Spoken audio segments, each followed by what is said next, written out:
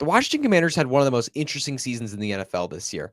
Sam Howell, their quarterback, started off really, really hot. Second-year player, drafted later rounds just a couple years ago. He started off really hot, and then he fell apart towards the end of the season. So it leaves the Commanders this offseason looking for a big-time quarterback. I'm Hutchinson Brown football guys, and I'm going to show you how to fix the Washington Commanders this offseason in 5 easy steps.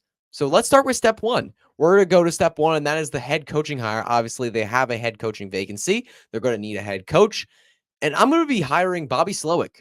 Obviously, he's only been the OC of the Houston Texans for 1 season, but he did wonders for CJ Stroud in Houston.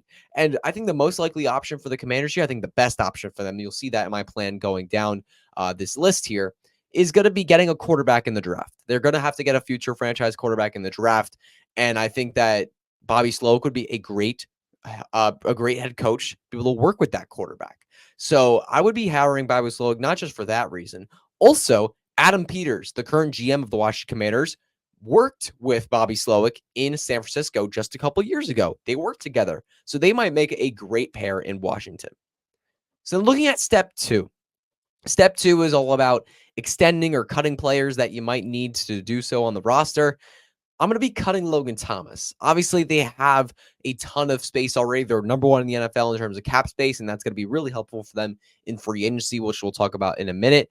But Logan Thomas is just a player that I just don't think he's worth the pay that he's getting. He's been a solid tight end presence for them over the last handful of seasons, but they could save easily $6.5 million for the Commanders to cut him, and that would just be so worth it. It's not worth it having an old, inconsistent, injury-prone tight end on the roster that's not even that great. I just don't think he's worth the money he's getting paid. So if you want to save some more cap space, I'd be cutting him and saving $6.5 million.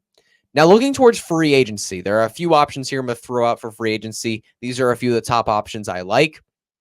The first one is going to be Geno Stone, safety of the Baltimore Ravens. He is just 24 years old. He's becoming a free agent for the Baltimore Ravens this offseason. He would be a fantastic add. Marcus Williams went down earlier this year with a pectoral injury, and Geno Stone got to come in and replace him, and he dominated this season. He had 7 interceptions. That was second in the NFL this year, and he's going to be a free agent, and the Ravens only have $5 million in cap space, which means that they're probably not going to be able to re-sign him because they have a lot of priority ads to sign this offseason, not just potentially other free agency areas, but also on their own roster. So the Commanders should take advantage here, get Geno Stone on the roster, and crush this opportunity. Their secondary desperately needs it.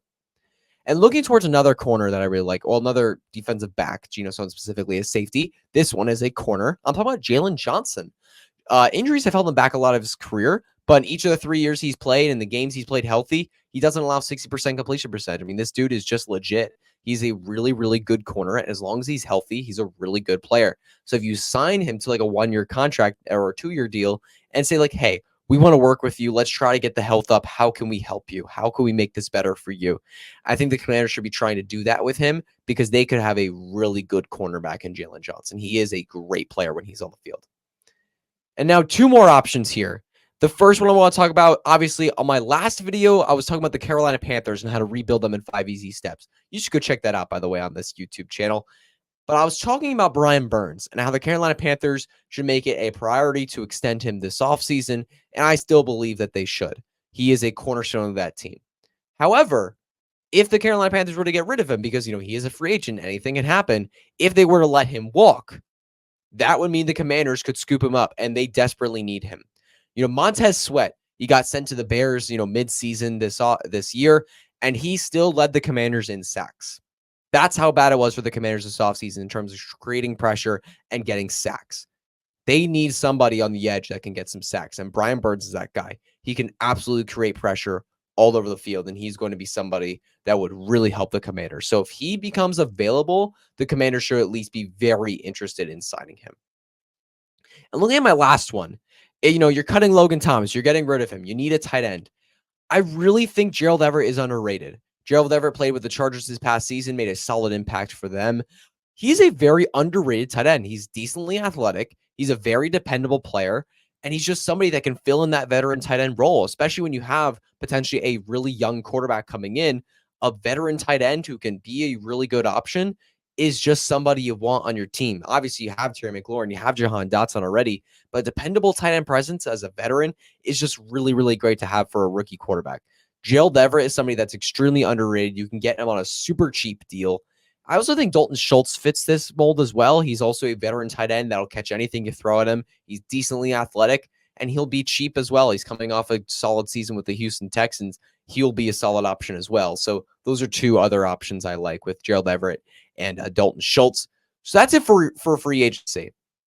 Now, because, obviously I could have laid out an exact plan for these guys, but they have so much money that I wanted to give you a bunch of options for free agency for the Washington Commanders. Now, looking towards step 4, this is trading options. We're looking at some trade options this offseason. Are they trading for a player? No. I want to be looking at the number 1 overall pick. Get it. Just get it. The Commanders have been in a QB purgatory for so long now. It's just been forever. They've had so many starting quarterbacks within the last decade and the last decade and a half, last 2 decades. It's just been insane how many starting quarterbacks they've gone through for the last handful of seasons. Look, it could cost a lot. It could cost their 2nd round pick extra on top of their number 2 overall pick. It can cost as well their 25 first and another substantial piece and maybe even more. It could cost multiple firsts and more. It could cost so much. Trade up. Get Caleb Williams. I just don't understand why. I think personally, I think the Bears are going to take Caleb Williams. I think that's what's going to happen. But if they open that pick to trade up, if they open that pick to trade around, the Washington Commanders should take advantage of that as soon as they can. They should take advantage and send everything they can to get a franchise quarterback. Caleb Williams, I understand there have been concerns about, emotionally, and, there have been concerns off the field. Caleb Williams is a superstar. When you watch him play, it's just this kid is a difference-making prospect. He's been one of the best quarterback prospects that we've ever seen. I just don't understand why you wouldn't trade everything to get him, especially after the QB purgatory you've been through. I've seen options where it's been like, the Washington Commanders should sign Kirk Cousins this offseason. No, while Kirk Cousins is a good quarterback, and while he's led the Vikings to some success, that would not solve your problem. It would not solve your problem of the mid-tier quarterback every year. It just wouldn't solve the problem. Caleb Williams would solve your problem. And I'm not trying to throw slander at Kirk Cousins. I love Kirk Cousins. I really do love Kirk Cousins and think he's an above-average quarterback in this league. But the Commanders should be going after a superstar. And the way they're going to do it is getting the number 1 overall pick. So if that pick opens up in any way, shape, or form, they should be trading for Caleb Williams. Get it. And now number 5, we're going to the draft. What do we want to do in the draft, everybody? What do we want to do here? So obviously, I want to trade for Caleb Williams. I want to get to the number 1 overall pick, draft Caleb Williams. And then from there, if they don't get rid of some of their later picks, because they do have 2 seconds and 2 thirds.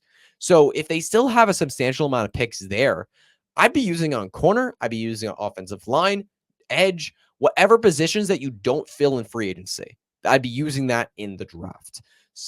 Just any position, because they seriously, every position on defense could use some help for them. Their offensive line really needs help. They're just a team that needs help everywhere. So wherever you don't have significant adds in free agency, you pick up in the draft in the 2nd and 3rd round. And also, adding in the later rounds, this position for them doesn't seem like a huge need. But if they let Antonio Gibson go, who is a free agent this offseason, I think it would be smart to sign a running back in the draft. As I talked about in my Carolina Panthers video, we've seen a bunch of later round running backs hit lately. Just name one, Isaiah Pacheco. These guys in the later rounds are starting to hit more often. Teams are starting to be able to find these guys.